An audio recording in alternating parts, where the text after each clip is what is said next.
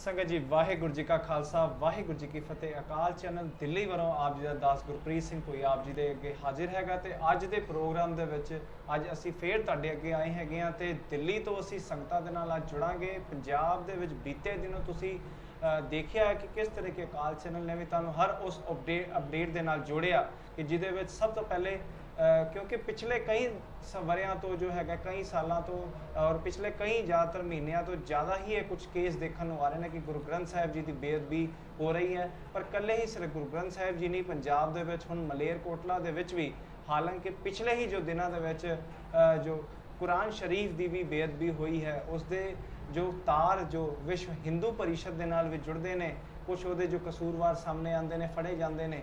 इसे करके अज दे विच असी साडा जो अज दा पैनल असी तुहानूं उस दे नाल असी इंट्रोड्यूस करांदे हैं। साडे नाल वीर हरमिंदर सिंह जी जो यूनाइटेड सिख मिशन दिल्ली तो ने उन्हां नाल भी अज असी गलबात करांगे ते उस तो इलावा साडे नाल अनवर जी जो कि दिल्ली तो ही ने असी उन्हां दे नाल भी गलबात करांगे।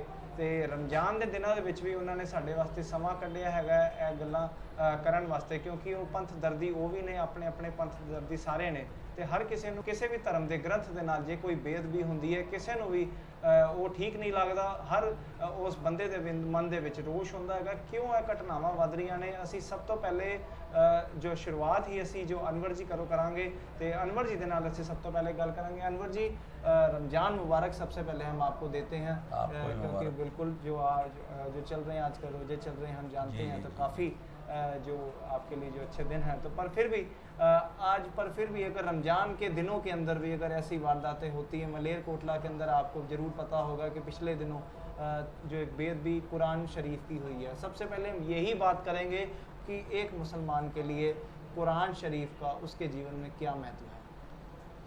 कुरान शरीफ एक ऐसी धर्म ग्रंथ है कि मुसलमान के लिए कुरान सबसे बड़ी चीज़ है और उसके अंदर चीज़ें जो बताई जाती हैं उसके लिए मुसलमान मरने जीने के लिए भी तैयार रहता है। लेकिन गुरु ग्रंथ साहब हो, कुरान शरीफ हो, बाइबिल हो और आपके रामायण हो, गीता हो, ये जितने ग्रंथ हैं ये सब एक अच्छा पैगाम देते हैं। हिंदुस्तान में अच्छाई के लिए ये लाए गए हैं और एक अवतरित से गुरु नानक जी आए तो गुरु ग्रंथ साहब आया, मोहम्मद साहब आए तो कुरान आई, रामचंद्र जी आए तो गीता आई।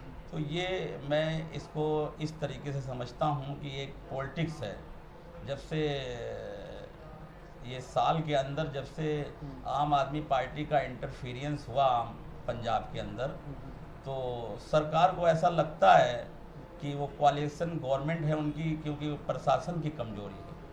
मैं इसको जितने भी जलाने वाले हैं उनको मैं कोई हिंदुस्तान का हिंदू नहीं समझता, ना मैं उनको मुसलमान समझता हूँ, मैं उनको सिख समझता हूँ। क्योंकि ग्रंथ जो है कोई भी ग्रंथ हो वो सबके लिए सर का ताज है, वो किसी पैर के नीचे नहीं आना चाहिए। और जिन लोगों ने किया है मेरे समझ से वो एक सियासत है और ये सियासत सदियों से चली आई है।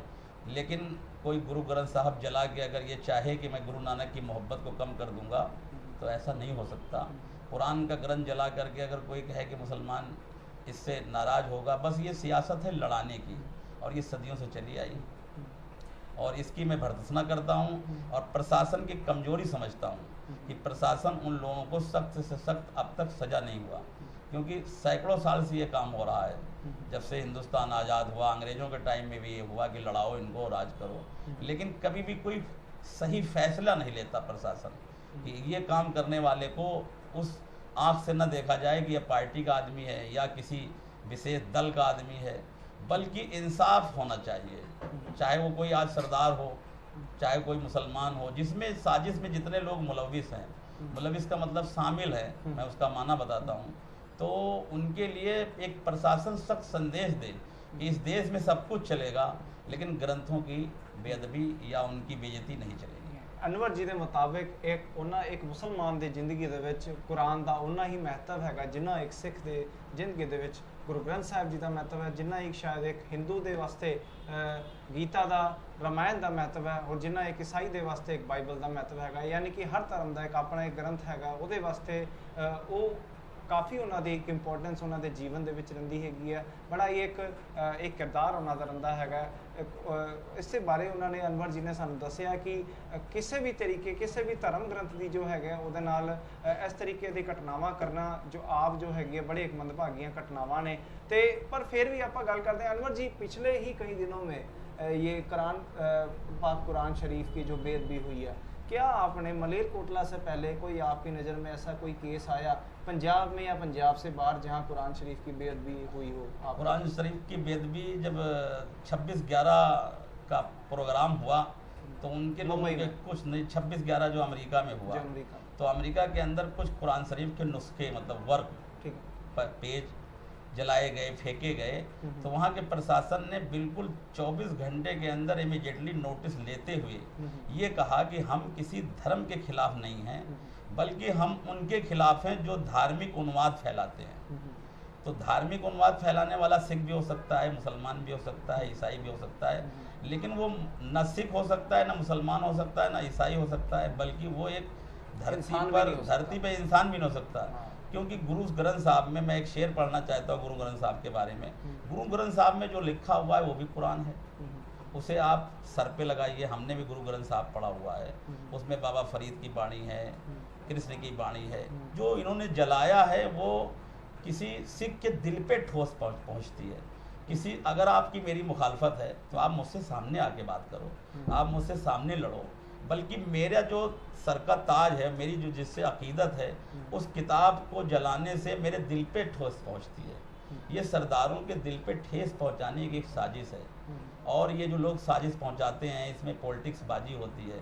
ये चीज़ दूर होना चाहिए। हिंदुस्तान एक सेकुलर मुल्क है, इसमें सबको रहने की आज़ादी है, सबके रिलीजियस हैं, लेकिन हमेशा होता रहा ये।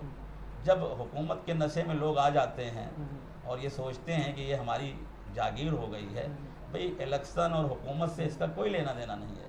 इलेक्शन होगा, लोग जीतेंगे हारेंगे, पार्टियां आएंगी, लेकिन हमारे गुरु ग्रंथ साहब की बेदबी या हमारे कुरान की बेइज्जती से इससे पॉलिटिक्स नहीं होनी चाहिए। ये बहुत निचली चीज़ है। ठीक है। और मैं एक शेर पढ़ना चाहता हूँ कि जितना ही तराशोगे उतना ही सिवा होगा, गुरु ग्रंथ साहब वो पौधा है काटोगे हरा होगा। गुरु ग्रंथ साहब जो है वो दिलों में बसता है सरदारों के। उस चंद पन्ने चंद वर्क फेंक के अगर ये चाहें कि हम अपनी पॉलिसी कामयाब कर लें तो नहीं कर सकते। मैं सरदारों से ये अपील करता हूँ कि ये इसको सब्र के साथ देखें, और हुकूमत से, पंजाब गवर्नमेंट से मैं खास करके कहता हूँ और सेंट्रल गवर्नमेंट से कहता हूँ कि इसको नोटिस में ले कि ये चीज़ जो है दोबारा पंजाब में नहीं होनी चाहिए। ठीक है अनवर जी को ਅਸੀਂ ਦੁਬਾਰਾ ਅਸੀਂ ਫੇਰ ਵਾਪਸ ਆਵਾਂਗੇ। ਹੁਣ ਮੈਂ ਚੱਲਦਾ ਵਾਂ ਵੀਰ ਹਰਮਿੰਦਰ ਸਿੰਘ ਜੀ ਜੋ ਕਿ ਯੂਨਾਈਟਿਡ ਸਿੱਖ ਮਿਸ਼ਨ ਤੋਂ ਸਾਡੇ ਨਾਲ ਮੌਜੂਦ ਨੇ। ਤੇ ਹਰਮਿੰਦਰ ਜੀ ਗੁਰਫਤਿਹ ਦੀ ਸਾਂਝ ਕਰਾਂਗੇ। ਵਾਹਿਗੁਰੂ ਜੀ ਕਾ ਖਾਲਸਾ, ਵਾਹਿਗੁਰੂ ਜੀ ਖਾਲਸਾ, ਵਾਹਿਗੁਰੂ ਫਤਿਹ ਜੀ। ਹਰਮਿੰਦਰ ਜੀ ਤੁਹਾਡੇ ਨਾਲ ਗੱਲ ਕਰਾਂਗੇ। ਪਿਛਲੇ ਦਿਨਾਂ ਬੜਾ ਹੀ ਇੱਕ ਜੋ ਦੌਰ ਚੱਲਿਆ ਕਿ ਗੁਰੂ ਗ੍ਰੰਥ ਸਾਹਿਬ ਜੀ ਦੀ ਬੇਅਦਬੀ, ਨੇਤਾ ਪ੍ਰਤੀ ਕੋਈ ਨਾ ਕੋਈ ਖਬਰ ਕਿਤੋਂ ਨਾ ਕਿਤੋਂ ਆ ਜਾਂਦੀ ਸੀ ਕਿ ਕਦੀ ਗੁਟਕਾ ਸਾਹਿਬ ਦੀ ਬੇਅਦਬੀ। ਹੁਣ ਵੀ ਜੋ ਥੋੜੇ ਦਿਨਾਂ ਪਹਿਲੇ ਪਿਛਲੇ ਹਫਤੇ ਜੋ ਹੈਗੇ ਭਾਈ ਕੇ ਭਗਤ जो भटिंडा के लागे है, उत्थे भी जो गुटका साहब के उपर सिर्फ बेअदबी नहीं हुई, बेअदबी के मैं कहांगा कि शायद बेअदबी करने वाले एक स्टेज होर उपर वध गए कि पहले तो बेअदबी होंदी सी कि या तो साड़ दिता जाता सीगा या गुटका साहब के वर्के फाड़ दिते जाते सीगे, पर हुण उहदे उपर उन्हां वर्कियां दे उपर RSS जिंदाबाद इहो जे कुछ स्लोगनस लिखना, मोदी जिंदाबाद इहो जे स्लोगनस लिखना, किहो जी मानसिकता जो देखने को तुहानूं समझ आती है?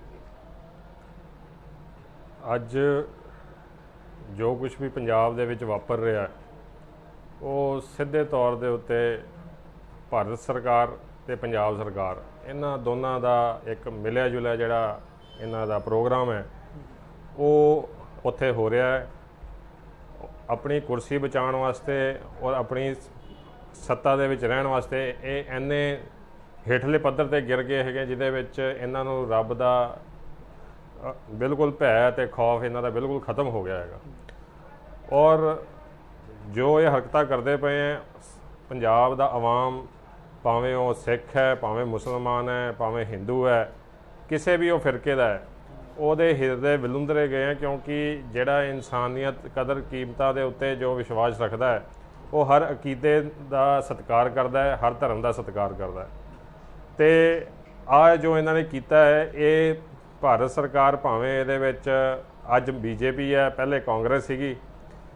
ਇਹ ਕੋਈ ਵੀ ਸੈਂਟਰ ਦੀ ਸਰਕਾਰ ਹੁੰਦੀ ਹੈ, ਇਹ ਆਪਣੀ ਕੁਰਸੀ ਕਾਇਮ ਕਰਨ ਵਾਸਤੇ ਹਮੇਸ਼ਾ ਇਹ ਧਰਮ ਦੀ ਰਾਜਨੀਤੀ ਹਿੰਦੁਸਤਾਨ ਦੇ ਵਿੱਚ ਖੇਡੀ ਜਾਂਦੀ ਹੈ, ਜਿਹਦੇ ਵਿੱਚ ਜਿਹੜਾ ਬਹੁ ਗਿਣਤੀ ਹੁੰਦਾ ਹੈ, ਜਿਹਦੀਆਂ ਵੋਟਾਂ ਜ਼ਿਆਦਾ ਹੁੰਦੀਆਂ, ਉਹਨੂੰ ਖੁਸ਼ ਕਰਨ ਵਾਸਤੇ ਜਿਹੜੀ ਘੱਟ ਗਿਣਤੀ ਹੁੰਦੀਆਂ ਉਹਨਾਂ ਦੀਆਂ ਭਾਵਨਾਵਾਂ ਨੂੰ ਭੜਕਾਇਆ ਜਾਂਦਾ ਹੈ ਔਰ ਇਹ ਸ਼ੋਅ ਕੀਤਾ ਜਾਂਦਾ ਹੈ ਕਿ ਘੱਟ ਗਿਣਤੀ ਨੂੰ ਜਿਹੜੀ ਬਹੁ ਗਿਣਤੀ ਤੋਂ ਨੂੰ ਖਤਰਾ ਹੈਗਾ। ਘੱਟ ਗਿਣਤੀ ਤੋਂ ਬਹੁ ਗਿਣਤੀ ਨੂੰ ਖਤਰਾ ਦਿਖਾ ਕੇ ਤੇ ਬਹੁ ਗਿਣਤੀ ਦੀਆਂ ਵੋਟਾਂ ਲੈਣ ਦੀ ਜੋ ਪੁਰਾਣੀ ਪਾਲਿਸੀ ਪਿਛਲੇ ਜਦੋਂ ਦਾ ਹਿੰਦੁਸਤਾਨ ਆਜ਼ਾਦ ਹੋਇਆ ਉਹ ਚੱਲਦੀ ਆ ਰਹੀ ਹੈ, ਭਾਵੇਂ ਉਹ ਕਾਂਗਰਸ ਵੀ ਆਈ ਕਰਦੀ ਸੀਗੀ ਤੇ ਅੱਜ ਬੀਜੇਪੀ ਵੀ ਉਹੀ ਗੱਲ ਕਰਦੀ ਪਈ ਹੈ। ਇਹ ਜੋ ਹਾਲਾਤ ਅੱਜ ਹਿੰਦੁਸਤਾਨ ਦੇ ਵਿੱਚ ਬਣ ਗਏ ਹੈਗੇ, ਇਹ ਹਾਲਾਤ ਕਿਸੇ ਵੀ ਸੱਭਿਅ ਸਮਾਜ ਦੇ ਲੋਕਾਂ ਦੇ ਰਹਿਣ ਵਾਲੇ ਹਾਲਾਤ ਨਹੀਂ ਹੈਗੇ ਆ। ਅੱਜ ਦੇ ਜੋ ਹਾਲਾਤ ਹੈ, ਕੋਈ ਵੀ ਇਹੋ ਜਿਹੇ ਹਾਲਾਤਾਂ ਦੇ ਵਿੱਚ ਜਿਹੜਾ ਇਨਸਾਨੀ ਕਦਰਾਂ ਕੀਮਤਾਂ ਦੀ ਰਿਸਪੈਕਟ ਕਰਦਾ ਹੈ, ਉਹ ਇਹੋ ਜਿਹੇ ਹਾਲਾਤਾਂ ਦੇ ਵਿੱਚ ਬਿਲਕੁਲ ਨਹੀਂ ਰਹਿਣਾ ਚਾਹੁੰਦਾ। ਦੁਨੀਆ ਉੱਠ ਕੇ ਜੇ ਬਾਹਰਲੇ ਦੇਸ਼ਾਂ 'ਚ ਅਮਰੀਕਾ, ਕੈਨੇਡਾ, ਇੰਗਲੈਂਡ ਦੇ ਵਿੱਚ ਜੇ ਜਾਣਾ ਚਾਹੁੰਦੀ ਹੈਗੀ ਹੈ, ਉਹਦੇ ਵਿੱਚ ਇੱਕ ਬਹੁਤ ਵੱਡਾ ਰੀਜ਼ਨ ਹੈਗਾ ਕਿ ਹਰ ਬੰਦਾ ਨੂੰ ਆਪਣੀ ਅੜਕ, ਆਪਣਾ ਸਤਿਕਾਰ, ਆਪਣੀ ਜਿਹੜਾ ਸੈਲਫ ਐਸਟੀਮ ਹੈਗੀ ਆ ਉਹ ਪਹਿਲੇ ਨੰਬਰ 'ਤੇ ਹੈਗੀ ਆ। ਰੋਟੀ ਤਾਂ ਕੁੱਤੇ ਵੀ ਖਾਂਦੇ ਹੈਗੇ ਆ, ਲੇਕਿਨ ਜੇ ਅਸੀਂ ਆਪਣੀ ਅਣਖ ਤੇ ਗੈਰਤ ਦੇ ਨਾਲ ਜੇ ਅਸੀਂ ਨਹੀਂ ਜੀ ਪਾ ਰਹੇ ਕਿਸੇ ਦੇਸ਼ ਦੇ ਵਿੱਚ, ਔਰ ਉਹਦੇ ਵਿੱਚ ਸਾਨੂੰ ਸਿੱਧਾ ਨਜ਼ਰ ਆ ਰਿਹਾ ਕਿ ਉਸ ਦੇਸ਼ ਦਾ ਜਿਹੜਾ ਸਰਕਾਰ ਹੈਗੀ ਆ ਉਹੀ ਜ਼ਿੰਮੇਵਾਰ ਹੈਗੀ ਆ, ਤੇ ਫਿਰ ਕੋਈ ਵੀ ਇਹੋ ਜਿਹੇ ਦੇਸ਼ ਦੇ ਵਿੱਚ ਨਹੀਂ ਰਹਿਣਾ ਚਾਹੇਗਾ। ਇੱਕ ਬਹੁਤ ਵੱਡਾ ਰੀਜ਼ਨ ਹੈਗਾ ਕਿ ਹਿੰਦੁਸਤਾਨ ਦੇ ਬਹੁਤ ਸਾਰੇ ਲੋਕ ਹਿੰਦੁਸਤਾਨ ਨੂੰ ਛੱਡ ਕੇ ਬਾਹਰਲੇ ਦੇਸ਼ਾਂ 'ਚ ਜਾਣ ਵਾਸਤੇ ਲਾਈਨਾਂ ਲਾ ਕੇ ਐਮਬੈਸੀਆਂ ਦੇ ਬਾਹਰ ਖੜੇ ਹੁੰਦੇ। ਮੇਰਾ ਸਵਾਲ ਹੈ ਹਰਮਿੰਦਰ ਜੀ ਕਿ ਕਿਸ ਤਰੀਕੇ ਤੁਸੀਂ ਕਿਹਾ ਕਿ ਠੀਕ ਹੈ ਗੱਲਾਂ ਹੁੰਦੀਆਂ ਪੰਜਾਬ ਦੇ ਵਿੱਚ ਕਾਫੀ ਬੇਅਦਬੀ ਹੋਈਆਂ, ਪਰ ਬੇਅਦਬੀਆਂ ਦਾ ਜੋ ਜ਼ਿਆਦਾ ਜੋ ਗੱਲਾਂ ਸਾਨੂੰ ਸੁਣਨ 'ਚ ਆ ਰਹੀ ਹੈ ਪੰਜਾਬ ਦੇ ਵਿੱਚ ਹੀ ਕਿਉਂ ਆ ਰਹੀਆਂ? ਪੰਜਾਬ ਦੇ ਵਿੱਚ ਆਲ ਓਵਰ ਵਰਲਡ ਦੇ ਵਿੱਚ ਔਰ ਆਲ ਓਵਰ ਇੰਡੀਆ ਦੇ ਵਿੱਚ ਇਹੋ ਜਿਹੇ ਕਿੰਨੇ ਹੀ ਗੁਰਦੁਆਰਾ ਸਾਹਿਬ ਨੇ ਜਿੱਥੇ ਕਿ ਗੁਰੂ ਗ੍ਰੰਥ ਸਾਹਿਬ ਵੀ ਨੇ, ਹੁਣ ਕਿੰਨੀ ਇਹੋ ਜਿਹੀ ਮਸਜਿਦਾਂ ਨੇ ਜਿੱਥੇ ਜੋ ਕੁਰਾਨ ਸ਼ਰੀਫ ਵੀ ਹੈ, ਤੇ ਪਰ ਫਿਰ ਵੀ ਸਭ ਤੋਂ ਜ਼ਿਆਦਾ ਬੇਅਦਬੀਆਂ ਦੀ ਤਾਦਾਦ ਉਸੇ ਜਗ੍ਹਾ ਤੇ ਕਿਉਂ ਜਿੱਥੇ ਸਭ ਤੋਂ ਜ਼ਿਆਦਾ ਸਿੱਖੀ ਹੈਗੀ, ਜਿੱਥੇ ਸਭ ਤੋਂ ਜ਼ਿਆਦਾ ਸਿੱਖ ਕੌਮ ਹੈਗੀ ਆ। ਇਸ ਸਵਾਲ ਦੇ ਬਾਰੇ ਜ਼ਰੂਰ ਅਸੀਂ ਚਰਚਾਵਾਂ ਕਰਾਂਗੇ। ਸਵਾਲ ਮੇਰਾ ਹਰਮਿੰਦਰ ਜੀ ਨੂੰ ਇਹੋ ਹੈਗਾ। ਸਮਝ ਜੀ ਵਕਤ ਹੋ ਗਿਆ ਇੱਕ ਛੋਟੇ ਜਿਹੇ ਬ੍ਰੇਕ ਦਾ। ਬ੍ਰੇਕ ਤੋਂ ਬਾਅਦ ਅਸੀਂ ਇਸੇ ਸਵਾਲ ਬਾਰੇ ਹਰਮਿੰਦਰ ਜੀ ਨਾਲ, ਅਨੁਮਨ ਜੀ ਨਾਲ ਵੀ ਗੱਲਬਾਤ ਕਰਾਂਗੇ। Have a short break. ਸੰਗਤ ਜੀ, ਵਾਹਿਗੁਰੂ ਜੀ ਕਾ ਖਾਲਸਾ, ਵਾਹਿਗੁਰੂ ਜੀ ਕੀ ਫਤਿਹ। ਬ੍ਰੇਕ ਤੋਂ ਬਾਅਦ ਅਸੀਂ ਫੇਰ ਹਾਜ਼ਰ ਹੈਗੇ ਹਾਂ ਤੇ ਗੱਲ ਚੱਲ ਰਹੀ ਸੀ ਕਿ ਵੀਰ ਹਰਮਿੰਦਰ ਸਿੰਘ ਨਾਲ ਤੇ ਅਨਵਰ ਜੀ ਨਾਲ, ਜੋ ਕਿ ਮੁਸਲਿਮ ਤਬਕੇ ਤੋਂ ਸਾਡੇ ਨਾਲ ਮੌਜੂਦ ਨੇ, ਤੇ ਅੱਜ ਦੇ ਪੈਨਲ ਦੇ ਵਿੱਚ ਅਸੀਂ ਇਹੀ ਗੱਲਬਾਤ ਕਰਦੇ ਪਏ ਸੀਗੇ ਕਿ ਪਿਛਲੇ ਦਿਨੋਂ ਜੋ ਮਲੇਰਕੋਟਲਾ ਦੇ ਵਿੱਚ ਜੋ ਕੁਰਾਨ ਸ਼ਰੀਫ ਦੀ ਬੇਅਦਬੀ ਹੋਈ ਔਰ ਭਾਈ ਕੇ ਭਗਤ ਪਟਿੰਡੇ ਲਾਗੇ ਗੁਰੂ ਗ੍ਰੰਥ ਸਾਹਿਬ ਜੀ ਦੇ ਕੁਝ ਵਰਕੇ, ਗੁਰੂ ਗ੍ਰੰਥ ਸਾਹਿਬ ਨੇ ਮੈਂ ਕਹਾਂਗਾ ਗੁਟਕਾ ਸਾਹਿਬ ਦੇ ਕੁਝ ਜੋ ਵਰਕੇ ਸੀਗੇ ਜਿਨ੍ਹਾਂ ਦੇ ਉੱਪਰ RSS ਜਿੰਦਾਬਾਦ ਦੇ ਸਲੋਗਨਸ ਲਿਖੇ ਜਾਣ ਦਾ ਮਿਲਣਾ, ਤੇ ਇਹ ਕਿਹੋ ਜੀ ਮਾਨਸਿਕਤਾ ਉਹਨਾਂ ਦੀ ਜਿਹੜੀ ਹੈਗੀ ਸਾਹਮਣੇ ਆ ਰਹੀ ਹੈਗੀ, ਉਹਦੇ ਬਾਰੇ ਅਸੀਂ ਡਿਸਕਸ਼ਨ ਕਰਦੇ ਪਏ ਹੈਗੇ ਆ। ਬ੍ਰੇਕ ਤੋਂ ਪਹਿਲੇ ਅਸੀਂ ਇੱਕ ਸਵਾਲ ਹਰਮਿੰਦਰ ਜੀ ਨਾਲ ਪੁੱਛਿਆ ਸੀ, ਉਸ ਦੇ ਬਾਰੇ ਅਸੀਂ ਡਿਸਕਸ਼ਨ ਕਰਾਂਗੇ ਕਿ ਹਰਮਿੰਦਰ ਜੀ ਕਿਉਂ ਪੰਜਾਬ ਦੇ ਵਿੱਚ ਹੀ ਜਿੱਥੇ ਸਭ ਤੋਂ ਜ਼ਿਆਦਾ ਸਿੱਖੀ ਹੈਗੀ ਹੈ, ਜਾਂ ਜਿੱਥੇ ਸਭ ਤੋਂ ਜ਼ਿਆਦਾ ਗੁਰਦੁਆਰਾ ਸਾਹਿਬ ਨੇ, ਜਿੱਥੇ ਸਭ ਤੋਂ ਜ਼ਿਆਦਾ ਮੈਂ ਕਹਾਂਗਾ ਕਿ ਗੁਰੂ ਗ੍ਰੰਥ ਸਾਹਿਬ ਈਜ਼ੀਲੀ ਅਵੇਲੇਬਲ ਨੇ, ਜਾਂ ਤੇ ਸਭ ਤੋਂ ਜ਼ਿਆਦਾ ਇਹੋ ਜਿਹੇ ਕੇਸਿਸ ਬੇਅਦਬੀਆਂ ਦੇ ਕੇਸਿਸ ਪੰਜਾਬ ਦੇ ਵਿੱਚ ਹੀ ਕਿਉਂ ਹੁੰਦੇ ਪਏ ਨੇ? ਕਿਉਂਕਿ ਬਾਕੀ ਆਲ ਓਵਰ ਇੰਡੀਆ ਦੇ ਵਿੱਚ ਵੀ ਕਿੰਨੇ ਇਹੋ ਜਿਹੇ ਗੁਰਦੁਆਰਾ ਸਾਹਿਬ ਨੇ, ਕਿੰਨੀ ਇਹੋ ਜਿਹੀ ਸਟੇਟਾਂ ਨੇ, ਕਿਤੇ ਵੀ ਖਬਰਾਂ ਇਹੋ ਜਿਹੀਆਂ ਨਹੀਂ ਆਈਆਂ ਜ਼ਰੂਰ ਆਈਆਂ ਪਰ ਨਾ ਮਤ, ਮੈਂ ਕਹਾਂਗਾ ਕਿ 2 ਜਾਂ 4 ਇਹੋ ਜਿਹੀ ਕੋਈ ਖਬਰਾਂ ਆਈਆਂ, ਤੇ ਪਰ ਜਿਸ ਵੱਡੇ ਪੱਧਰ ਤੇ ਜੋ ਬੇਅਦਬੀਆਂ ਦੇ ਦੌਰ ਪੰਜਾਬ ਦੇ ਵਿੱਚ ਚੱਲੇ, ਤੇ ਕੀ ਪੰਜਾਬ ਦੇ ਵਿੱਚ ਕਿਸ ਤਰੀਕੇ ਦਾ ਮਾਹੌਲ ਕ੍ਰੀਏਟ ਕਰਨ ਦੀ ਕੋਸ਼ਿਸ਼ ਕੀਤੀ ਜਾ ਰਹੀ ਹੈ? ਜੋ ਵੀ ਪੰਜਾਬ ਦੇ ਵਿੱਚ ਘਟਨਾਵਾਂ ਹੋ ਰਹੀਆਂ ਉਹਦੇ ਵਾਸਤੇ ਸਿੱਧੇ ਤੌਰ ਤੇ ਜੋ ਪੰਜਾਬ ਦੀ ਸਰਕਾਰ ਹੈ ਉਹ ਤਾਂ ਮੁੱਖ ਦੋਸ਼ੀ ਹੈਗੀ ਹੈ, ਲੇਕਿਨ ਇਹਦੇ ਨਾਲ ਮੈਂ ਇਹ ਵੀ ਕਹਿਣਾ ਚਾਹਾਂਗਾ ਜਿਹੜੀ ਇਸ ਟਾਈਮ ਧਿਰਾਂ ਰਾਜ ਸੱਤਾ ਤੇ ਹਲੇ ਕਾਬਜ ਹੋਣਾ ਚਾਹੁੰਦੀਆਂ, ਮੈਂ ਉਹਨਾਂ ਨੂੰ ਵੀ ਕਲੀਨ ਚਿੱਟ ਨਹੀਂ ਦੇਵਾਂਗਾ। ਔਰ ਅਸੀਂ ਇਹ ਸੋਚਦੇ ਹੈਗੇ ਹਾਂ ਕਿ ਸੱਤਾ ਦੇ ਵਿੱਚ ਕਾਬਜ ਹੋਣ ਵਾਸਤੇ ਸਾਰੀਆਂ ਧਿਰਾਂ ਜਿਹੜੀਆਂ ਹੈਗੀਆਂ ਕਿਸੇ ਵੀ ਹੱਦ ਤੱਕ ਗਿਰਨ ਵਾਸਤੇ ਬਿਲਕੁਲ ਤਿਆਰ ਹੈਗੀਆਂ। ਉਹਨਾਂ ਨੂੰ ਕਿਸੇ ਨੂੰ ਵੀ ਕਿਸੇ ਦੀ ਭਾਵਨਾ ਨਾਲ ਕੋਈ ਲੈਣਾ ਦੇਣਾ ਨਹੀਂ ਹੈ। ਹਰ ਹੱਥਕੰਡਾ ਅਪਣਾ ਕੇ, ਭਾਵੇਂ ਕੋਈ ਵੀ ਹੱਥਕੰਡਾ ਹੋਵੇ, ਉਹਦੇ ਨਾਲ ਭਾਵੇਂ ਪੰਜਾਬ ਦੀ ਇਮੇਜ ਨੂੰ ਢਾਹ ਲੈਂਦੀ ਹੋਵੇ, ਲੋਕਾਂ ਦੀਆਂ ਭਾਵਨਾਵਾਂ ਨੂੰ ਢਾਹ ਲੱਗਦੀ ਹੋਵੇ, ਉਹਨਾਂ ਦੇ ਹਿਰਦੇ ਵਿਲੁੰਦਰੇ ਜਾਣ, ਇਹਨਾਂ ਚੀਜ਼ਾਂ ਤੋਂ ਕਿਸੇ ਵੀ ਧਿਰ ਨੂੰ, ਭਾਵੇਂ ਉਹ ਆਮ ਆਦਮੀ ਪਾਰਟੀ ਹੋਵੇ, ਭਾਵੇਂ ਉਹ ਪੰਜਾਬ ਦੀ ਕਾਂਗਰਸ ਹੋਵੇ, ਭਾਵੇਂ BJP ਹੋਵੇ, ਭਾਵੇਂ ਬਾਦਲ ਹੋਵੇ, ਇਹ ਸਾਰੇ ਕਿਸੇ ਵੀ ਲੈਵਲ ਤੱਕ ਜਾਣ ਨੂੰ ਤਿਆਰ ਹੈਗੇ ਆ ਉਸ ਕੁਰਸੀ ਤੇ ਕਬਜ਼ਾ ਕਰਨ ਵਾਸਤੇ। ਜਿਹੜੀ ਆਮ ਆਦਮੀ ਪਾਰਟੀ ਹੈ ਉਹ ਆਪਣਾ ਪੰਜਾਬ ਦੇ ਮੁੱਦਿਆਂ ਨੂੰ ਲੈ ਕੇ ਸਪਸ਼ਟ ਨਹੀਂ ਹੈਗੀ ਹੈ, ਭਾਵੇਂ ਉਹ ਪਾਣੀ ਦੇ ਮੁੱਦੇ ਹੋਣ, ਭਾਵੇਂ ਜਿਹੜੀਆਂ ਝੂਠੇ ਮੁਕਾਬਲੇ ਪੰਜਾਬ ਦੇ ਅੰਦਰ ਹੋਏ ਆ ਉਹ ਹੋਣ, ਭਾਵੇਂ ਜਿਹੜਾ ਸਿੱਖਾਂ ਦਾ 84 ਦੇ ਵਿੱਚ ਕਤਲੇਆਮ ਹੋਇਆ ਉਹ ਇੱਕ ਨਰਸੰਹਾਰ ਸੀਗਾ ਜਿਹਨੂੰ ਆਪਾਂ ਇੰਗਲਿਸ਼ ਦੇ ਵਿੱਚ ਜੈਨੋਸਾਈਡ ਕਹਿੰਦੇ ਆ, ਉਸ ਨੂੰ ਇਹਨਾਂ ਨੇ ਆਪਣੀ ਦਿੱਲੀ ਦੇ ਅੰਦਰ ਇਹਨਾਂ ਦੀ ਸਰਕਾਰ ਹੈ, ਉਹਦੇ ਵਿੱਚ ਇਹਨਾਂ ਨੇ ਕਿਤੇ ਵੀ ਉਹਨੂੰ ਜੈਨੋਸਾਈਡ ਨਹੀਂ ਡਿਕਲੇਅਰ ਕੀਤਾ ਪਾਰਲੀਮੈਂਟ ਦੇ ਵਿੱਚ। ਅਸੀਂ ਤੁਹਾਡੇ ਚੈਨਲ ਦੇ ਰਾਹੀਂ ਅਸੀਂ ਅਪੀਲ ਕਰਦੇ ਹਾਂ ਦਿੱਲੀ ਦੀ ਸਰਕਾਰ ਨੂੰ ਤੇ ਆਮ ਆਦਮੀ ਪਾਰਟੀ ਦੇ ਜਿੰਨੇ ਵੀ ਵਲੰਟੀਅਰ ਹੈਗੇ ਦੇਸ਼ ਦੁਨੀਆ ਦੇ ਵਿੱਚ ਕਿ ਉਹ ਦਿੱਲੀ ਸਰਕਾਰ ਨੂੰ ਇਸ ਚੀਜ਼ ਵਾਸਤੇ ਬੇਨਤੀ ਕਰਨ ਕਿ ਉਹ ਆਪਣੀ ਜਿਹੜੀ ਦਿੱਲੀ ਦੀ ਵਿਧਾਨ ਸਭਾ ਹੈਗੀ ਹੈ ਉਹਦੇ ਵਿੱਚ ਜਿਹੜਾ ਦਿੱਲੀ ਦੇ ਅੰਦਰ ਕਤਲੇਆਮ ਹੋਇਆ, ਐਟਲੀਸਟ ਹੋਇਆ ਤਾਂ ਪੂਰੇ ਹਿੰਦੁਸਤਾਨ ਦੇ ਵਿੱਚ ਕਤਲੇਆਮ ਹੋਇਆ 84 ਦੇ ਵਿੱਚ, ਲੇਕਿਨ ਜਿਹੜਾ ਦਿੱਲੀ ਦੇ ਵਿੱਚ ਸਭ ਤੋਂ ਜ਼ਿਆਦਾ ਕਤਲੇਆਮ ਹੋਇਆ ਉਹਨੂੰ ਦਿੱਲੀ ਦੀ ਪਾਰਲੀਮੈਂਟ ਦੇ ਵਿੱਚ ਇੱਕ ਸਰਕਾਰੀ ਕਤਲੇਆਮ ਦੇ ਤੌਰ ਤੇ ਮਤਾ ਪਾਸ ਕਰਕੇ ਉਹਨੂੰ ਇੱਕ ਜੈਨੋਸਾਈਡ ਡਿਕਲੇਅਰ ਕਰਨ, ਕਿਉਂਕਿ ਇਹ ਬਹੁਤ ਜ਼ਰੂਰੀ ਹੈ ਜੇ ਤੁਸੀਂ ਮੁੱਦਿਆਂ ਨੂੰ ਲੈ ਕੇ ਇਮਾਨਦਾਰ ਹੈਗੇ ਹੋ, ਸੀਰੀਅਸ ਹੈਗੇ ਹੋ, ਕਿਉਂਕਿ 84 ਦਾ ਮੁੱਦਾ ਇਹੋ ਜਿਹਾ ਹੈਗਾ ਜਿਹਨੂੰ ਬਹੁਤ ਲੰਬੇ ਸਮੇਂ ਤੋਂ ਅਕਾਲੀ ਦਲ, ਬਾਦਲ ਤੇ ਬੀਜੇਪੀ ਆਪਣੇ ਵੋਟਾਂ ਵਾਸਤੇ ਉਹਨੂੰ ਕੈਸ਼ ਕਰਦੇ ਆਏ ਹੈਗੇ। ਪਾਰਟੀ ਨੇ ਇਹਨੂੰ ਰਾਜਨੀਤੀ ਹਾਂਜੀ, ਤੇ ਇਸ ਮੁੱਦੇ ਕਿਸੇ ਨੂੰ ਵੀ ਲੋਕਾਂ ਨੂੰ ਇਨਸਾਫ ਦਿਵਾਉਣ ਦੇ ਵਿੱਚ ਕੋਈ ਇੰਟਰਸਟ ਨਹੀਂ ਹੈਗਾ, ਸਾਰੇ ਆਪਣੀ ਰਾਜਨੀਤੀ ਵਾਸਤੇ ਇਹਨਾਂ ਮੁੱਦਿਆਂ ਦਾ ਇਸਤੇਮਾਲ ਕਰਦੇ ਆ। ਤੁਸੀਂ ਗੱਲ ਕੀਤੀ ਕਿ ਜੈਨੋਸਾਈਡ ਇਹਨੂੰ ਡਿਕਲੇਅਰ ਕੀਤਾ ਜਾਣਾ ਚਾਹੀਦਾ, ਬਿਲਕੁਲ ਕੀਤਾ ਜਾਣਾ ਚਾਹੀਦਾ, ਪਰ ਇਹਨਾਂ ਗੱਲਾਂ ਨੂੰ ਲੈ ਕੇ 4 ਸਿੱਖ ਐਮਐਲਏ ਦਿੱਲੀ ਦੇ ਵਿੱਚ ਨੇ, ਸਰਕਾਰ ਦੇ ਵਿੱਚ ਨੇ, ਕੀ ਤੁਸੀਂ ਉਹਨਾਂ ਨੂੰ ਜਾ ਕੇ ਇਸ ਬਾਰੇ ਅਪਰੋਚ ਕੀਤਾ? ਅਸੀਂ ਵੀ ਜਦੋਂ ਕਈ ਸਾਡੇ ਇੰਟਰਵਿਊ ਦੇ ਵਿੱਚ ਵੀ ਆਪਾਂ ਜਦੋਂ ਗੱਲ ਕਰਦੇ ਆ ਤੇ ਵੀ ਜਰਨੈਲ ਸਿੰਘ ਵੀ ਉਹਨੂੰ ਜੈਨੋਸਾਈਡ ਹੀ ਮੰਨਦੇ ਨੇ, ਪਰ ਕਿਉਂ ਉਹਨਾਂ ਨੇ ਜੇ ਉਹ ਜੈਨੋਸਾਈਡ ਉਸ ਨੂੰ ਮੰਨਦੇ ਨੇ ਪਰ ਸਰਕਾਰੀ ਤੌਰ ਤੇ ਉਹਨੂੰ ਜੈਨੋਸਾਈਡ ਕਿਉਂ ਨਹੀਂ ਡਿਕਲੇਅਰ ਕੀਤਾ? ਬਹੁਤ ਜਲਦੀ ਅਸੀਂ ਆਪਣੇ ਸੰਸਥਾ ਯੂਨਾਈਟਿਡ ਸਿੱਖ ਮਿਸ਼ਨ ਵੱਲੋਂ ਲਿਖਤੀ ਤੌਰ ਦੇ ਉੱਤੇ ਅਸੀਂ ਮੈਮੋਰੈਂਡਮ ਜਿਹੜੇ ਸਿੱਖ ਐਮਐਲਏ ਰਾਹੀਂ ਆਪਣਾ ਦਿੱਲੀ ਦੇ ਚੀਫ ਮਿਨਿਸਟਰ ਅਰਵਿੰਦ ਕੇਜਰੀਵਾਲ ਨੂੰ ਦੇਵਾਂਗੇ, ਜਿਹਦੇ ਵਿੱਚ ਅਸੀਂ ਉਹਨਾਂ ਨੂੰ ਬੇਨਤੀ ਕਰਾਂਗੇ। ਅਸੀਂ ਪਰਸਨਲੀ ਉਹਨਾਂ ਨੂੰ ਬੇਨਤੀ ਕਰ ਚੁੱਕੇ ਹੈਗੇ ਹਾਂ, ਲੇਕਿਨ ਹੁਣ ਅਸੀਂ ਲਿਖਤੀ ਤੌਰ ਤੇ ਕਰਾਂਗੇ ਕਿ ਇਹਨੂੰ ਸਿੱਧੇ ਤੌਰ ਤੇ ਅੱਜ ਉਹਨਾਂ ਦੇ ਕੋਲ ਪਾਵਰ ਹੈ, 67 ਦੇ ਕਰੀਬ ਉਹਨਾਂ ਕੋਲ ਐਮਐਲਏ ਹੈਗੇ ਆ, ਉਹ ਆਪਣੀ ਪਾਰਲੀਮੈਂਟ ਜੇ ਚਾਹਣ ਤੇ ਇਹਨਾਂ ਨੂੰ ਇਸ ਨੂੰ ਜੈਨੋਸਾਈਡ ਡਿਕਲੇਅਰ ਕਰ ਸਕਦੇ ਆ, ਆਪਣੀ ਪਾਰਲੀਮੈਂਟ 'ਚ ਮਤਾ ਪਾਸ ਕਰ ਸਕਦੇ ਆ ਤੇ ਉਹ ਇਹਨੂੰ ਕਰਨ, ਕਿਉਂਕਿ ਜੇ ਇਹ ਸ਼ੋਅ ਕਰੇਗਾ ਕਿ ਉਹ ਕਿੰਨੇ ਇਮਾਨਦਾਰ ਹੈਗੇ ਆ ਸਿੱਖ ਮੁੱਦਿਆਂ ਨੂੰ ਲੈ ਕੇ। ਔਰ ਜਿਹੜੇ ਪੁਲਿਸ ਵਾਲਿਆਂ ਨੇ ਇਹਦੇ ਵਿੱਚ ਰੋਲ ਨਿਭਾਇਆ ਹੈਗਾ, ਜਿਹੜੀਆਂ ਲਾਸ਼ਾਂ ਸੜਕਾਂ ਤੇ ਪਈਆਂ ਸੀਗੀਆਂ ਉਹਨਾਂ ਨੂੰ ਗੈਰ ਕਾਨੂੰਨੀ ਤਰੀਕੇ ਨਾਲ ਜਿਨ੍ਹਾਂ ਨੂੰ ਸਾੜਿਆ ਗਿਆ, ਉਹ ਲਾਸ਼ਾਂ ਗਾਇਬ ਕੀਤੀਆਂ ਗਈਆਂ, ਉਹਨਾਂ ਦੀ ਇਨਕੁਆਇਰੀ, ਬਹੁਤ ਸਾਰੀ ਚੀਜ਼ਾਂ ਹੈਗੀਆਂ ਜਿਹੜੀਆਂ ਹਾਲੇ ਇਨਕੁਆਇਰੀ ਸ਼ੁਰੂ ਵੀ ਨਹੀਂ ਹੋਈ ਹੈਗੀ ਆ, ਉਹਨਾਂ ਨੂੰ ਕਰਨ। ਦੂਸਰੀ ਗੱਲ ਜਿਹੜੀ ਬਾਣੀ ਦੀ ਬੇਅਦਬੀ ਦੀ ਗੱਲ ਜਿਹੜੀ ਹੈਗੀ ਆ, ਕੁਰਾਨ ਸ਼ਰੀਫ ਦੀ ਬੇਅਦਬੀ ਦੀ ਜਿਹੜੀ ਗੱਲ ਹੈਗੀ ਆ, ਯੂਪੀ ਦੇ ਅੰਦਰ ਵੀ ਇਲੈਕਸ਼ਨ ਹੈਗੇ ਆ, ਉੱਥੇ ਵੀ ਜਿਹੜੇ ਹੈਗੇ ਆ ਤੁਸੀਂ ਅੱਜ ਅਸੀਂ ਟੀਵੀ 'ਚ ਦੇਖਦੇ ਹੈਗੇ ਆ, ਕਿਤੇ ਮੰਦਿਰ ਦੇ ਬਾਹਰ ਗਾਂ ਕੱਟ ਕੇ ਸੁੱਟ ਦਿੱਤੀ ਜਾਂਦੀ ਆ, ਕਿਤੇ ਮਸਜਿਦ ਦੇ ਬਾਹਰ ਸੂਰ ਕੱਟ ਕੇ ਸੁੱਟ ਦਿੱਤਾ ਜਾਂਦਾ ਹੈ, ਜਿਹੜਾ ਕਿਰਾਨਾ ਦੇ ਵਿੱਚ ਇੱਕ ਮਾਹੌਲ ਬਣਾਇਆ ਜਾਂਦਾ ਵੀ ਹਿੰਦੂ ਪਲਾਇਨ ਕਰ ਰਿਹਾ ਹੈਗਾ, ਯਾਨੀ ਕਿ ਧਾਰਮਿਕ ਉਨਮਾਦ ਵਧਾਉਣ ਦੀ ਕੋਸ਼ਿਸ਼ ਹੁੰਦੀ ਹੈ ਯੂਪੀ ਦੇ ਅੰਦਰ। ਔਰ ਉਸ ਤੋਂ ਬਾਅਦ ਫਿਰ ਯੂਪੀ 'ਚ ਦੰਗੇ ਵੀ ਹੁੰਦੇ। ਹਾਲੇ ਤੱਕ ਜਦੋਂ ਦਾ ਬੀਜੇਪੀ ਦੀ ਸਰਕਾਰ ਆਈ ਹੈ ਉਦੋਂ ਤੋਂ 1,500 ਤੋਂ ਉੱਤੇ ਯੂਪੀ ਦੇ ਅੰਦਰ ਦੰਗਾ ਹੋ ਚੁੱਕਿਆ, ਲੱਖਾਂ ਬੰਦਾ ਉਹਦੇ ਵਿੱਚ ਮਾਰਿਆ ਜਾ ਚੁੱਕਿਆ, ਮੀਡੀਆ ਉਹਨੂੰ ਕਵਰ ਨਹੀਂ ਕਰਦੀ। ਲੇਕਿਨ ਪੰਜਾਬ ਇੱਕ ਇਹੋ ਜਿਹਾ ਸਟੇਟ ਹੈਗਾ ਜਿੱਥੇ ਕਿ ਅੱਜ ਤੱਕ ਨਾ ਕਦੇ ਦੰਗਾ ਹੋਇਆ 47 ਤੋਂ ਬਾਅਦ, ਨਾ ਉਹ ਅੱਗੇ ਹੋ ਸਕਦਾ, ਕਿਉਂਕਿ ਜਿਹੜੇ ਪੰਜਾਬ ਦਾ ਜੋ ਕਲਚਰ ਹੈਗਾ ਉਸ ਭਾਈਚਾਰੇ ਦੇ ਵਿੱਚ ਜਿਹੜਾ ਪੰਜਾਬੀ ਹਿੰਦੂ ਹੈ, ਜਿਹੜਾ ਪੰਜਾਬੀ ਮੁਸਲਮਾਨ ਹੈ, ਭਾਵੇਂ ਸਿੱਖ ਹੈ, ਉਹ ਕਦੇ ਵੀ ਆਪਸ ਦੇ ਵਿੱਚ ਡਾਂਗਾ ਸੋਟੀ ਨਹੀਂ ਹੁੰਦਾ, ਭਾਵੇਂ ਸਰਕਾਰਾਂ ਜਿੰਨਾ ਮਰਜ਼ੀ ਜ਼ੋਰ ਲਾ ਲੈਣ, ਕਿਉਂਕਿ ਪੰਜਾਬ ਦਾ ਜਿਹੜਾ ਭਾਈਚਾਰਾ ਹੈਗਾ ਸਾਰੇ ਧਰਮਾਂ ਦਾ, ਉਹ ਆਪਸ ਬਹੁਤ ਤੱਕ ਅੱਛੀ ਉਹਨਾਂ ਦੀ ਬੌਂਡਿੰਗ ਹੈਗੀ ਆ।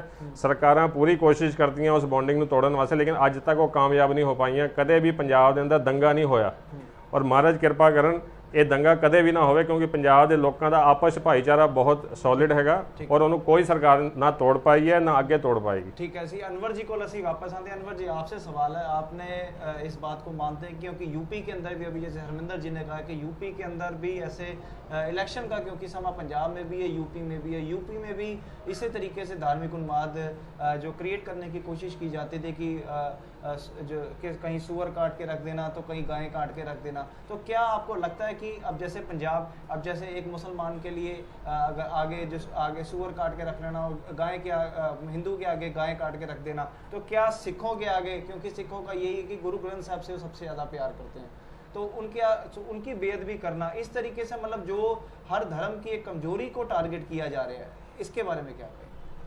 मैं आपको बताऊं कि सन 84 में एक कत्लेआम हुआ, सन 47 के बाद जो देश आज़ाद हुआ उसके बाद एक कत्लेआम हुआ और एक धार्मिक लोगों को चुन चुन के मारा गया दिल्ली में जगह जगह, लेकिन उसका फैसला नहीं हुआ। अगर सन 84 में फैसला हो जाता तो बाबरी मस्जिद जब टूटी थी 1992 में, उसमें भी कत्लेआम हुआ। जब भी कत्लेआम होता है अल्पसंख्यक ही यहाँ मारा जाता है। अगर सन 84 का फैसला हो जाता तो 1992 में कोई भी दंगा करने की जरूरत न करता, और 1992 का अगर फैसला हो जाता तो 2002 में गुजरात में दंगा ना होता। तो दंगे की राजनीति करो और सेंटर पे काबिज हो जाओ। और मोदी जी कहते हैं कि सबका साथ सबका विकास, लेकिन सबका साथ सबका विकास के साथ साथ सबकी सुरक्षा भी जरूरी है। इस देश में जो बसता है वो हिंदुस्तानी है, पहले हिंदुस्तानी है, उसके बाद में वो फिर धर्म से जुड़ता है। लेकिन इंसाफ नहीं है, यहाँ फैसला नहीं है। यहाँ एक एक फैसला जो है 50-50, 40-40 साल उसकी फाइलें चलती हैं। पता ये चलता है कि मुकदमा लड़ने वाला अपने आप ही इंतकाल कर गया, दुनिया से चला गया। लेकिन यहाँ इंसाफ नहीं होता, पुलिस बर्बरियत करती है, और जो इंसाफ की आवाज़ करता है उसको दबा दिया जाता है। अनवर जी, आपने शुरुआत में एक बात कही थी कि जब से आम आदमी पार्टी का इन्फ्लुएंस आया पंजाब में पिछले कई साल, तब से ये बेअदबी का दौर चला। आप इसमें आम आदमी पार्टी को कैसे कसूरवार मानते हैं? आम आदमी पार्टी एक सियासत, अभी तो व्यवस्था परिवर्तन के लिए आई है, और मेरा जहाँ तक ख्याल है कि आम आदमी पार्टी शुद्ध राजनीति की तरफ बढ़ रही है और शुद्ध राजनीति करना चाहती है। और जैसे कि वो मुद्दा लेके चलती है इंसाफ का, स्वास्थ्य का, नशा का, ये सब उसके मुद्दे हैं, उसके प्रोग्राम हैं। तो मुझे ऐसा लगता है कि जो पॉलिटिक्स चल रही है, बीजेपी बनाम अकाली दल बनाम बीजेपी की पॉलिटिक्स को ऐसा लगता है कि शायद वो आम आदमी पार्टी के मुद्दों के सामने डिफीट खा रहे हैं, मतलब कमज़ोर हो रहा है उनका मुद्दा। हालांकि चाहिए ये कि आम आदमी पार्टी के सामने खुल के मुकाबला करें, अपने जो विकास काम किए हैं, जो अपने प्रोग्राम है वो रखना चाहिए। लेकिन ये जो पॉलिटिक्स अभी इलेक्शन से पहले आ रही है, मेरे दिमाग में है कि आम आदमी पार्टी के प्रोग्राम से, आम आदमी पार्टी के इन्वॉल्वमेंट से वहाँ की जो पॉलिटिक्स पार्टी है वो घबरा गई है। ठीक है। और इसी घबराहट में ये सब चीज़ें लाई जा रही हैं। ठीक है। हरमिंदर जी, ਤੁਹਾਡੇ ਤੋਂ ਮੇਰਾ ਸਵਾਲ ਹੈਗਾ ਕਿ ਪੰਜਾਬ ਦੇ ਵਿੱਚ ਪਿਛਲੇ ਕਈ ਕੁਝ ਮਹੀਨਿਆਂ ਪਹਿਲੇ ਹੀ ਪੰਜਾਬ ਗਵਰਨਮੈਂਟ ਵੱਲੋਂ ਕੈਬਨਿਟ ਦੇ ਵਿੱਚ ਇੱਕ ਫੈਸਲਾ ਵੀ ਲਿਆ ਗਿਆ, ਇੱਕ ਕਾਨੂੰਨ ਬਣਾਇਆ ਗਿਆ ਕਿ ਜੋ ਗੁਰੂ ਗ੍ਰੰਥ ਸਾਹਿਬ ਜੀ ਦੀ ਬੇਅਦਬੀ ਕਰੇਗਾ ਉਹਨੂੰ ਤਕਰੀਬਨ 14 ਸਾਲਾਂ ਦੀ ਉਹਨੂੰ ਜੋ ਸਜ਼ਾ ਹੋਏਗੀ, ਔਰ ਉਸ ਤੋਂ ਇਲਾਵਾ ਜਾਂ ਕਿਸੇ ਹੋਰ ਧਾਰਮਿਕ ਗ੍ਰੰਥ ਦੀ ਬੇਅਦਬੀ ਕਰੇਗਾ ਉਹਨੂੰ ਵੀ ਸਜ਼ਾ ਹੋਏਗੀ। ਤੇ ਤੁਹਾਨੂੰ ਕੀ ਲੱਗਦਾ ਕਿ ਇਸ ਕਾਨੂੰਨ ਦੇ ਆਉਣ ਦੇ ਬਾਵਜੂਦ ਵੀ ਇਹ ਜੋ ਸਜ਼ਾ ਦੀ ਗੱਲ ਆਉਣ ਦੇ ਬਾਵਜੂਦ ਵੀ ਇਹੋ ਜਿਹੇ ਦੌਰ ਬੇਅਦਬੀਆਂ ਦੇ ਚੱਲਦੇ ਪਏ ਨੇ, ਤੇ ਕਿੰਨਾ ਕੁ ਕਾਨੂੰਨ ਦਾ ਡਰ ਹੋਏਗਾ ਜਾਂ ਨਹੀਂ ਹੋਏਗਾ? ਕਾਨੂੰਨ ਤਾਂ ਹਿੰਦੁਸਤਾਨ ਦੇ ਵਿੱਚ ਬਹੁਤ ਜ਼ਿਆਦਾ ਹੈਗੇ ਆ, ਗੱਲ ਹੈਗੀ ਆ ਕਾਨੂੰਨ ਨੂੰ ਇੰਪਲੀਮੈਂਟ ਕਰਨ ਦੀ। ਹੁਣ ਜਦ ਆ ਜਿਹੜਾ ਮਲੇਰਕੋਟਲਾ ਜਿਹੜੀ ਕੁਰਾਨ ਸ਼ਰੀਫ ਦੀ ਬੇਅਦਬੀ ਹੋਈ ਆ, ਉਹਦੇ ਵਿੱਚ ਇਹਨਾਂ ਨੇ 3 ਬੰਦੇ ਫੜੇ ਆ, ਸਾਰੀਆਂ ਅਖਬਾਰਾਂ ਦੇ ਵਿੱਚ ਆਇਆ। ਉਹਦੇ ਚੋਂ ਇੱਕ ਬੰਦਾ ਵਿਸ਼ਵ ਹਿੰਦੂ ਪਰਿਸ਼ਦ ਦਾ ਜਨਰਲ ਸੈਕਟਰੀ ਸੀਗਾ, ਠੀਕ ਹੈ ਜੀ। ਹੁਣ ਉਹ 3 ਬੰਦੇ ਜਿਹਨਾਂ ਨੇ ਫੜ ਲਏ ਆ, ਉਹਨਾਂ ਨੇ ਆਪਣਾ ਗੁਨਾਹ ਕਬੂਲ ਕਰ ਲਿਆ। ਹੁਣ ਅਸੀਂ ਲੋਕਾਂ ਨੇ, ਆਵਾਮ ਨੇ ਇਹ ਦੇਖਣਾ ਕਿ ਉਹਨਾਂ 3 ਬੰਦਿਆਂ ਨੂੰ ਇਹ ਸਜ਼ਾ ਕੀ ਦਿੰਦੇ ਆ, ਕਿਉਂਕਿ ਅੱਜ ਤੱਕ ਕਿਸੇ ਨੂੰ ਸਜ਼ਾ ਨਹੀਂ ਮਿਲੀ ਹੈਗੀ ਆ। ਕਾਨੂੰਨ ਹੈਗਾ ਲੇਕਿਨ ਸਜ਼ਾ ਨਹੀਂ ਮਿਲਦੀ ਹੈਗੀ ਆ। ਔਰ ਸਾਨੂੰ ਤਾਂ ਇਹੀ ਲੱਗਦਾ ਹੈ ਜਿਹੜੇ ਲੋਕ ਕੁਰਾਨ ਸ਼ਰੀਫ ਦੀ ਬੇਅਦਬੀ ਕਰ ਸਕਦੇ ਆ, ਇਹਦੇ 'ਚ ਕੋਈ ਵੱਡੀ ਗੱਲ ਨਹੀਂ। ਇਹੀ ਉਹ ਲੋਕ ਹੈਗੇ ਜਿਹੜੇ ਗੁਰੂ ਗ੍ਰੰਥ ਸਾਹਿਬ ਦੀ ਵੀ ਬੇਅਦਬੀਆਂ ਕਰ ਰਹੇ ਆ। ਤੁਸੀਂ ਗੱਲ ਕੀਤੀ ਕਿ ਵਿਸ਼ਵ ਹਿੰਦੂ ਪਰਿਸ਼ਦ ਦੇ ਗੱਲਾਂ ਬਿਲਕੁਲ ਸਾਹਮਣੇ ਆਈਆਂ ਕਿ ਇੱਕ ਬੰਦਾ ਜੋ ਫੜਿਆ ਗਿਆ ਵਿਸ਼ਵ ਹਿੰਦੂ ਪਰਿਸ਼ਦ ਦਾ ਜੋ ਸੈਕਟਰੀ ਰਿਹਾ ਹੈਗਾ। ਉਸ ਤੋਂ ਇਲਾਵਾ ਜੋ ਭਾਈ ਕੇ ਭਗਤ ਤਕਰੀਬਨ 2-4 ਦਿਨਾਂ ਦੇ ਜੋ ਫਾਸਲੇ ਤੋਂ ਬਾਅਦ ਹੀ ਭਾਈ ਕੇ ਭਗਤ ਜੋ ਹੋਈ, ਉਹਦੇ ਵਿੱਚ ਜੋ RSS ਦੇ ਸਲੋਗਨਸ ਮਿਲਣਾ, ਤੇ ਮਤਲਬ ਦੋਨੋਂ ਧੜਿਆਂ, ਦੋਨੋਂ ਯਾਨੀ ਤੁਹਾਨੂੰ ਲੱਗਦਾ ਕਿ ਦੋਨਾਂ ਦੇ ਤਾਰ ਕੇ ਇਕੱਠੇ ਜੁੜੇ ਹੋ ਸਕਦੇ, ਕਿਉਂਕਿ ਮਨਸ਼ਾ ਜੋ ਹੈ ਮੈਨੂੰ ਲੱਗਦੀ ਹੈ ਸ਼ਾਇਦ ਮਨਸ਼ਾ ਦੋਨਾਂ ਦੀ ਇੱਕੋ ਹੀ ਸੀਗੀ, ਦੋਨੋਂ ਬੇਅਦਬੀਆਂ ਕਰਨ। ਲੱਗਦਾ ਨਹੀਂ ਹੈ ਸਾਨੂੰ ਇਸ ਗੱਲ ਦਾ, ਬਿਲਕੁਲ ਇਸ ਗੱਲ ਦਾ ਸਾਨੂੰ ਯਕੀਨ ਹੈਗਾ ਕਿ ਜਿਹੜਾ ਜਿਸ ਸੋਚ ਦੇ ਨਾਲ ਦੋਨੋਂ ਇਨਸੀਡੈਂਟ ਹੋਏ ਹੈ, ਔਰ ਪੰਜਾਬ ਦੇ ਅੰਦਰ ਜਿੰਨੇ ਵੀ ਧਾਰਮਿਕ ਗ੍ਰੰਥਾਂ ਦੀ ਬੇਅਦਬੀ ਹੋਈ ਹੈ, ਲੁਧਿਆਣੇ 'ਚ ਗੀਤਾ ਦੇ ਵੀ ਪੇਜ ਫਾੜ ਕੇ ਸੁੱਟੇ ਗਏ ਸੀਗੇ, ਜਿਹੜੀ ਇੰਟੈਂਸ਼ਨ ਦੇ ਨਾਲ ਇਹ ਬੇਅਦਬੀਆਂ ਹੋ ਰਹੀਆਂ, ਭਾਵੇਂ ਗੁਰੂ ਗ੍ਰੰਥ ਸਾਹਿਬ ਜੀ ਦੀ ਹੋ ਰਹੀਆਂ, ਭਾਵੇਂ ਕੁਰਾਨ ਸ਼ਰੀਫ ਦੀ ਹੋ ਰਹੀ ਹੈ, ਭਾਵੇਂ ਗੀਤਾ ਦੀ ਹੋ ਰਹੀ ਹੈ, ਉਹ ਇੰਟੈਂਸ਼ਨ ਬਿਲਕੁਲ ਸੇਮ ਹੈਗੀ ਆ। ਔਰ ਜੇ ਅਸੀਂ ਇੱਕ ਬੰਦੇ ਫੜ ਲਏ ਹੈ ਤੇ ਇਹੀ ਉਹ ਲੋਕ ਹੈਗੇ ਆ ਜਿਹੜੇ ਸਾਰੇ ਧਰਮ ਗ੍ਰੰਥਾਂ ਦੀ ਬੇਅਦਬੀ ਕਰ ਰਹੇ, ਕਿਉਂਕਿ ਜਿਹੜਾ ਕਿਸੇ ਵੀ ਧਰਮ ਗ੍ਰੰਥ ਦੀ ਬੇਅਦਬੀ ਕਰਦਾ ਉਹ ਕਿਸੇ ਧਰਮ ਨੂੰ ਬਿਲੋਂਗ ਨਹੀਂ ਕਰਦਾ, ਉਹ ਧਰਤੀ ਦੇ ਉੱਤੇ ਬੋਝ ਹੈਗੇ ਆ। ਜਦੋਂ ਤੱਕ ਇਹ ਸਰਕਾਰ ਇਹ ਧਰਤੀ ਤੋਂ ਇਹ ਬੋਝ ਨਹੀਂ ਲਾ ਦਿੰਦੀ, ਜਦ ਤੱਕ ਆਵਾਮ ਆਪਣੇ ਹੱਥਾਂ 'ਚ ਜਿਹੜੀ ਹੈ ਤਾਕਤ ਆਵਾਮ ਦੇ ਹੱਥਾਂ 'ਚ ਬਹੁਤ ਹੈਗੀ ਹੈ, ਜਦ ਤੱਕ ਇਹ ਧਰਤੀ ਦੇ ਬੋਝ ਜਿਹੜੇ ਹੈਗੇ ਖਤਮ ਨਹੀਂ ਕੀਤੇ ਜਾਂਦੇ, ਇਹਨਾਂ ਦਾ ਚੌਂਕ ਤੇ ਖੜ ਕੇ ਇਹਨਾਂ ਨੂੰ ਗੋਲੀ ਮਾਰ ਦੇਣੀ ਚਾਹੀਦੀ ਹੈ। ਕਿਉਂਕਿ ਇਹ ਧਰਮ ਗ੍ਰੰਥਾਂ ਦੀ ਜਿਹੜੀ ਬੇਅਦਬੀ ਕਰਦੇ ਆ ਉਹ ਕਿਸੇ ਧਰਮ ਨੂੰ ਬਿਲੋਂਗ ਨਹੀਂ ਕਰਦੇ। ਇਹਨਾਂ ਦਾ ਸਿਰਫ ਤੇ ਸਿਰਫ ਮਕਸਦ ਜਿਹੜਾ ਹੈਗਾ ਉਹ ਧਾਰਮਿਕ ਉਨਮਾਦ ਫੈਲਾ ਕੇ ਔਰ ਆਪਣੀ ਸਿਆਸੀ ਰੋਟੀਆਂ ਸੇਕਣ ਦਾ। सेकना अनवर जी आखिर दे विच छोटे क्योंकि वक्त जो है हमारे पास है नहीं, तो वक्त जो आगे जो चलता बढ़ता जा रहा है, आखिर में क्या कहना चाहेंगे? आखिर में ये कहना चाहता हूँ कि इनको जो आवाम है पंजाब की और जो हमारे सरदार भाई हैं, मुस्लिम भाई हैं, हिंदू भाई हैं, ये इनकी पॉलिसी को कामयाब ना होने दें। जैसे कि कहीं भी अगर कोई चीज़ ऐसी घटना घटती है तो वहाँ बहुत ही संजीदगी के साथ जो समाज सेवी लोग हैं, हमारे हिंदू भाई, मुस्लिम भाई, सिख भाई, सब मिल करके और इनकी जो पॉलिसी है, जो इनकी सियासत है, उसमें कामयाब ना होने दें और किसी तरीके का कोई गुस्से का इजहार न करें, बल्कि प्रशासन पे दबाव बनाएं कि प्रशासन जो है फैसला करे। ठीक है जी संगत जी, वक्त इजाजत नहीं देंदा, वक्त समाप्ति का हो गया है ते ਇੱਥੇ ਅਸੀਂ ਆਪਣੇ ਡਿਸਕਸ਼ਨ ਨੂੰ ਖਤਮ ਕਰਦੇ ਹਾਂ। ਅੱਜ ਦੇ ਪੈਨਲ ਦੇ ਵਿੱਚ ਅਸੀਂ ਅਨਵਰ ਜੀ ਨਾਲ ਗੱਲ ਕੀਤੀ ਜੋ ਕਿ ਮੁਸਲਿਮ ਤਬਕੇ ਤੋਂ ਸਾਡੇ ਨਾਲ ਇੱਥੇ ਮੌਜੂਦ ਸੀਗੇ, ਤੇ ਉਸ ਤੋਂ ਇਲਾਵਾ ਹਰਮਿੰਦਰ ਸਿੰਘ ਜੀ ਜੋ ਕਿ ਯੂਨਾਈਟਿਡ ਸਿੱਖ ਮਿਸ਼ਨ ਤੋਂ ਸਾਡੇ ਨਾਲ ਮੌਜੂਦ ਸੀਗੇ। ਆਪਣੇ ਆਪਣੇ ਵਿਊਜ਼ ਦਿੱਲੀ ਦੇ ਸਿੱਖਾਂ ਵੱਲੋਂ, ਦਿੱਲੀ ਦੇ ਮੁਸਲਮਾਨਾਂ ਵੱਲੋਂ ਵੀ ਉਹਨਾਂ ਨੇ ਆਪਣੇ ਰੱਖੇ, ਤੇ ਐਸੇ ਬਾਰੇ ਸਾਡਾ ਇਹੀ ਕੋਸ਼ਿਸ਼ ਹੈਗੀ ਕਿ ਕਿਸ ਤਰੀਕੇ ਕੋਈ ਧਾਰਮਿਕ ਸੁਹਾਦਰਤਾ ਨੂੰ ਅਸੀਂ ਬਣਾ ਕੇ ਰੱਖੀਏ, ਕੋਈ ਜੋ ਦੰਗੇ ਵਾਲੀ ਕੋਈ ਸਿਚੁਏਸ਼ਨ ਨਾ ਕ੍ਰੀਏਟ ਹੋਏ। ਇਸੇ ਕਰਕੇ ਅਸੀਂ ਸਾਰੇ ਤਬਕੇ ਦੇ ਨਾਲ ਅਸੀਂ ਤੁਹਾਡੀ ਗੱਲਬਾਤ ਕਰਾਉਣ ਦੀ ਕੋਸ਼ਿਸ਼ ਕੀਤੀ।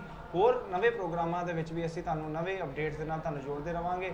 ਇੱਥੇ ਅਸੀਂ समाप्ति वाल वादे हैं कि अनवर जी आपको फिर एक बार रमजान मुबारक और हरमिंदर जी आप जी का भी बहुत बहुत धन्यवाद, आप जी प्रोग्राम ते आए थे। समाप्ति करते हैं संगत जी, अगला प्रोग्राम लैके आवांगे आप जी दे अगे जल्द। वेखते रहो अकाल चैनल। कैमरामैन जसप्रीत सिंह दास गुरप्रीत सिंह कोई दिल्ली तो। वाहिगुरू जी का खालसा वाहिगुरू।